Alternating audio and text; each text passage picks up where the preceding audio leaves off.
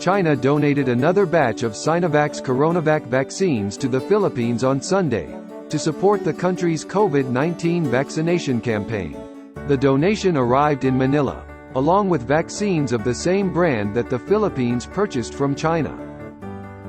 This demonstrates that kind of friendship from the Chinese government and Chinese people to the Philippine government and Philippine people. And we hope that vaccines from China will further contribute to bringing further down the cases here and bring back the normal life at an early date.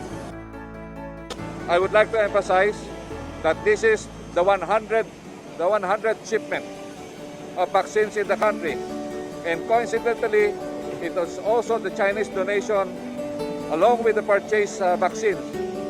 Remember that the first vaccine arrival in the country was also a donation from China. China has sustained the COVID-19 vaccine supply to the Philippines since the first delivery on February 28, allowing the Southeast Asian country to kick off its vaccination drive on March 1. To date, the Philippines has received more than 97.67 million doses of COVID-19 vaccines from different vaccine makers. China remains the country's biggest vaccine supplier.